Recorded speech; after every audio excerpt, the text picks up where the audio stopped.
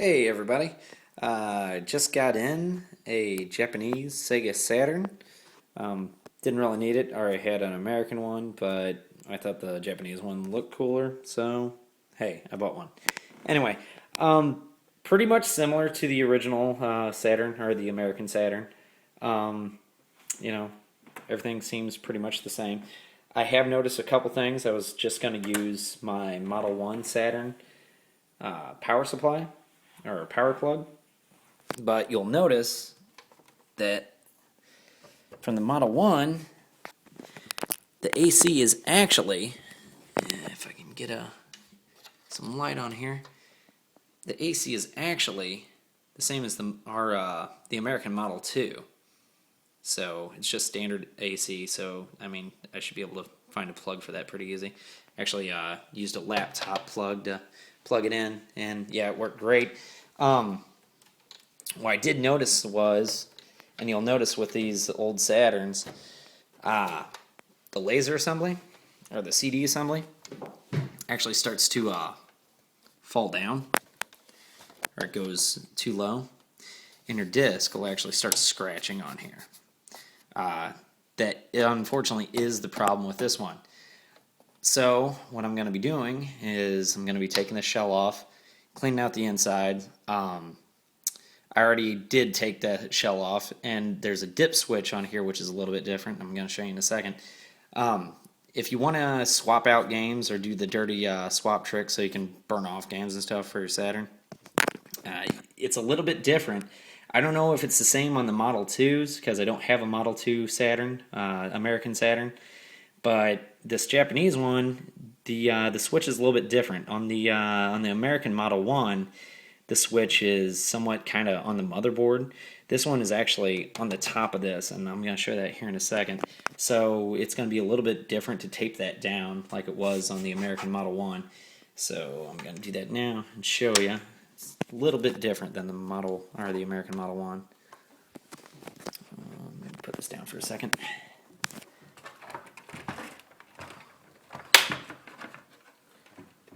Oh.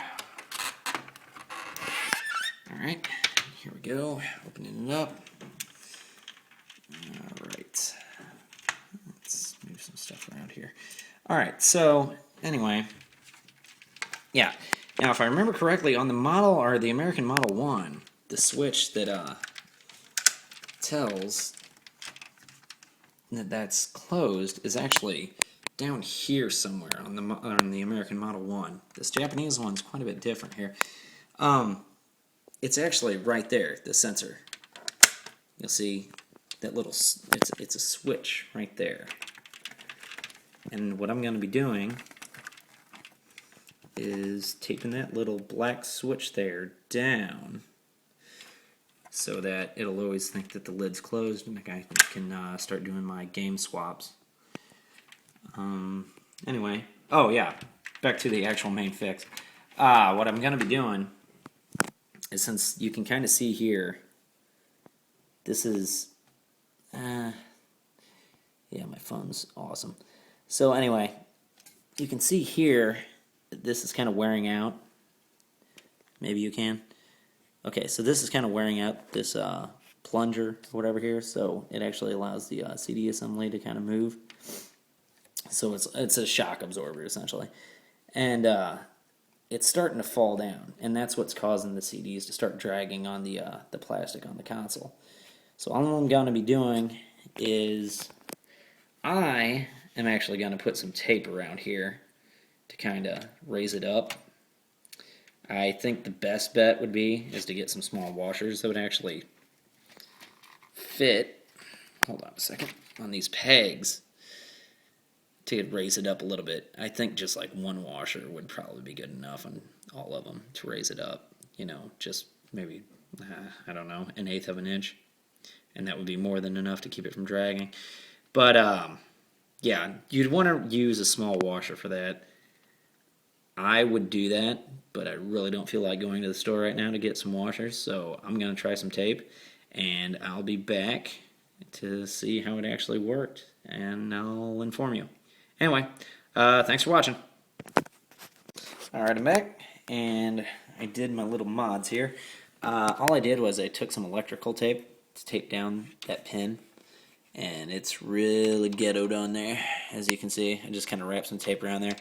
I think really if you wanted to, well, one, you could just super glue that pin down so that it always reads that the lid's shut. I mean, as far as I know, there's no games that need to see that you put a second disc in or whatever, so I don't think it'd be a real problem to do that.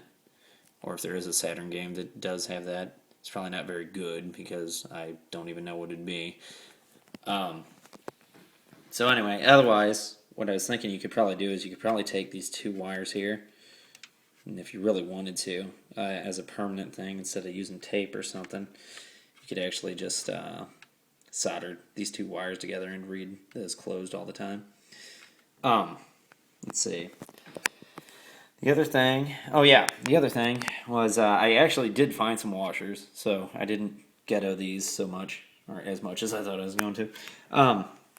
The pegs here, I actually found my trusty Teflon washers, from my little 360 mods I was doing to fix a red ring of death. I had a ton of these left over. So actually I didn't use 4 of them on there to lift the entire assembly up. I only used 2.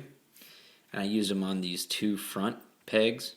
So now it's nice and even. For whatever reason, well, I'm thinking what it is, the front ones wore down faster than the back ones, because whenever you put a CD in or whatever, the chances are you're going to be putting all the weight on the front, so that's why the assembly pushed down in the front more.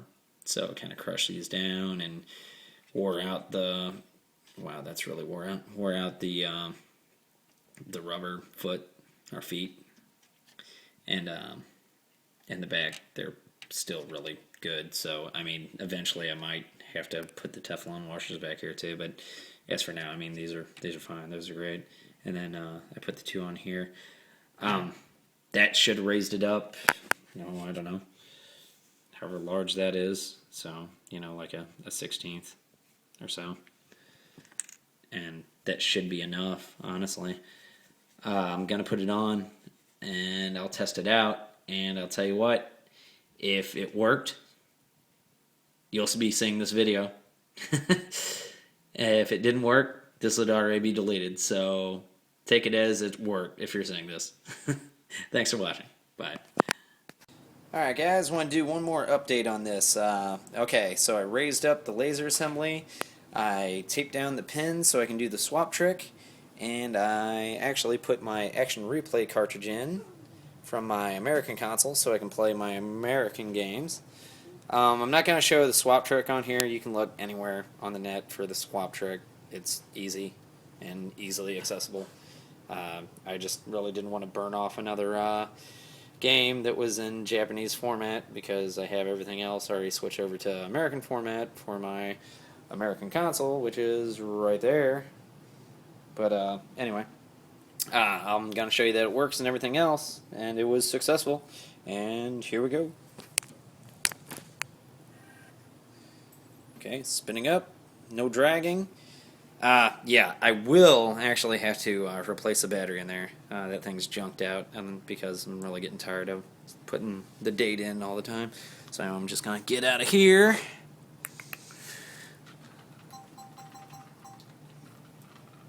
Alright, out of that. See, loading up.